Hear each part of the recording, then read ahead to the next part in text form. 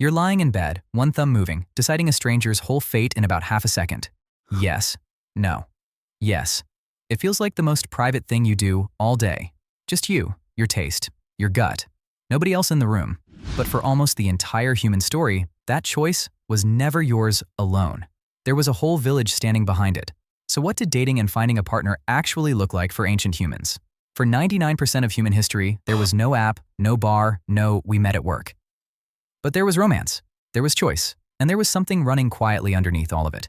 The picture most of us carry is the cartoon, a brute, a club, the strongest male simply taking a mate by force. No feelings, no choosing. It's a clean story. It's also almost exactly backwards, because the truth ends somewhere genuinely strange, with people 34,000 years ago doing something on purpose that we'd struggle to organize today. To get there, we have to start with the bones. So let's start with what the bones actually say, because the answer to this question doesn't begin a few thousand years ago. It runs millions of years deep, and it ends in a grave full of beads that rewrites everything you think you know about the people who dug it. Follow the trail forward with me, layer by layer, and watch a story about biology slowly turn into a story about something much more like us. Start with the body itself. Look at a gorilla, where one silverback dominates a harem and fights off every rival. He can weigh nearly twice what the females do, and he carries huge, dagger-like canine teeth. The hardware of constant male-on-male combat. Now look at our own lineage. Go back to a creature called Ardipithecus ramidus, around 4.4 million years ago, and those weapons are already shrinking. The canines are reduced. The size gap between males and females narrows over time, and our own genus, Homo, is less lopsided still. Today, the average man is only about 15% heavier than the average woman. A faint echo of that old gap, nothing like the gorilla's chasm. And here's how researchers read that quiet anatomical shift. A move away from a world of brute male competition towards something steadier. Pair bonding, two partners, shared care. I want to be careful here. That's the mainstream interpretation, not a fact carved in stone. But the bones are whispering something, and it isn't the strongest takes whatever he wants. Anatomy can only hint, though. For the feelings, you have to look at living people. And the question underneath this whole topic is really one thing. Is romantic love a modern invention?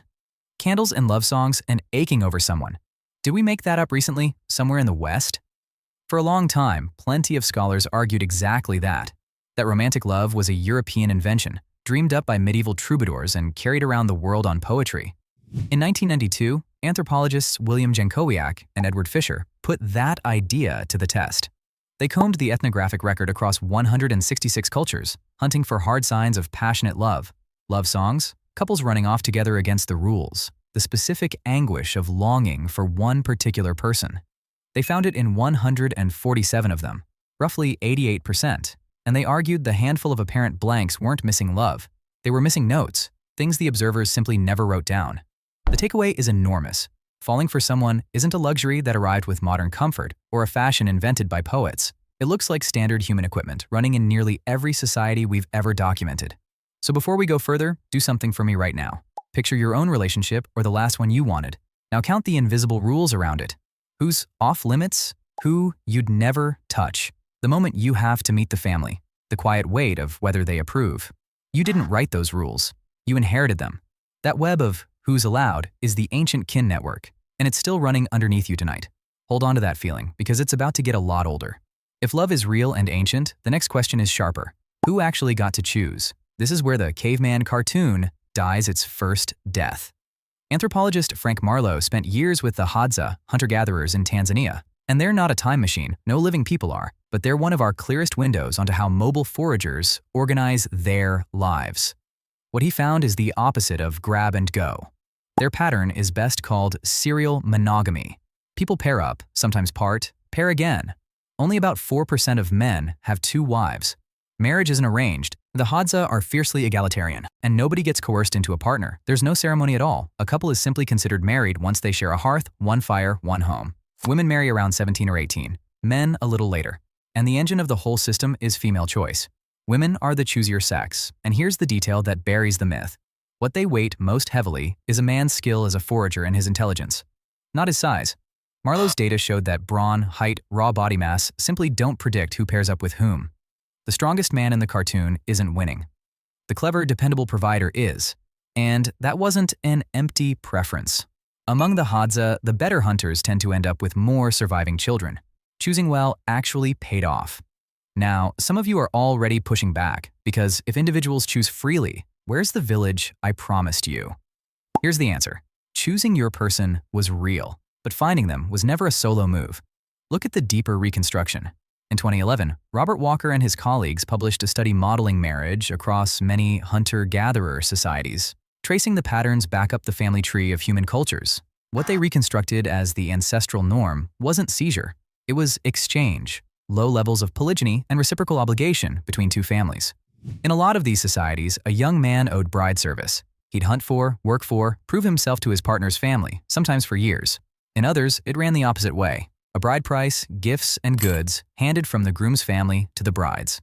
Either way, you didn't grab a partner. You earned one through labor and obligation paid to other people. And every one of those pairings did a second job. It tied two families together, two bands, into a web of alliances stretched across the land. Marriage wasn't just two people. It was foreign policy. That's the thread that leads to the strangest thing in this entire story. Hold it for one more second. By now you've seen romance, you've seen choice, you've seen alliance. The last piece is proof that ancient people weren't just falling into these networks. They were running them, deliberately, with a sophistication that should stop you cold. Go to a place called Sunghir in Russia about 34,000 years ago. Deep in the Ice Age, Upper Paleolithic hunters buried their dead there with staggering care. Bodies covered in more than 13,000 ivory beads, each one taking over an hour to carve.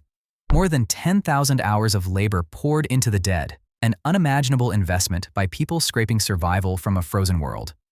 In 2017, a team led by Martin Sikora and Eski Willerslev sequenced their DNA, expecting the obvious: a family, a small, isolated band burying its own.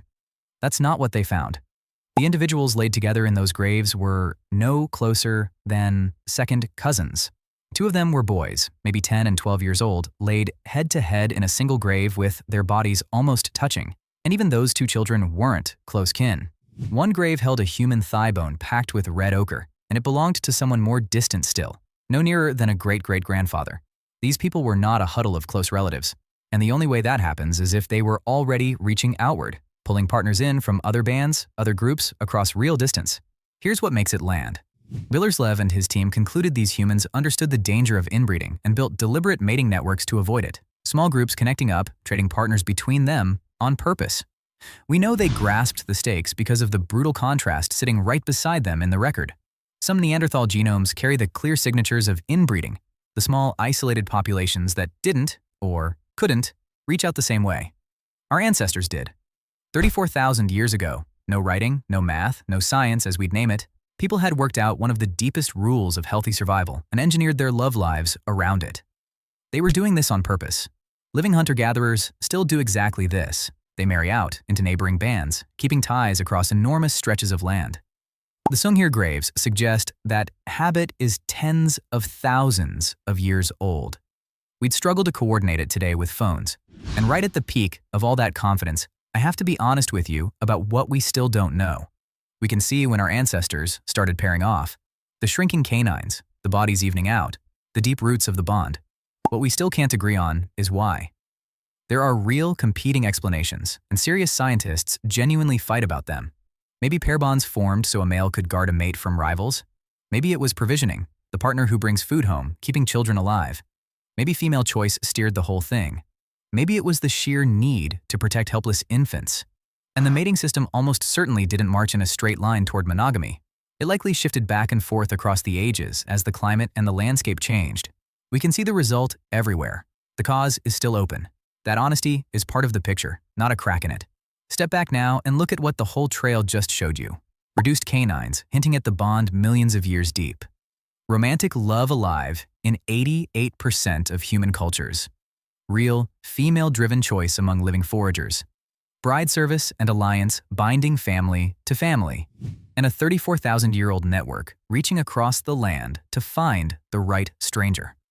Every layer points the same direction, and it's the exact opposite of the cartoon. Finding a partner wasn't the most private thing your ancestors did. It was the most social act of their entire lives. A choice that belonged to them, yes, but also to their family, their band, and a web of people stretching to the horizon. The romance was theirs, The reaching was everyone's.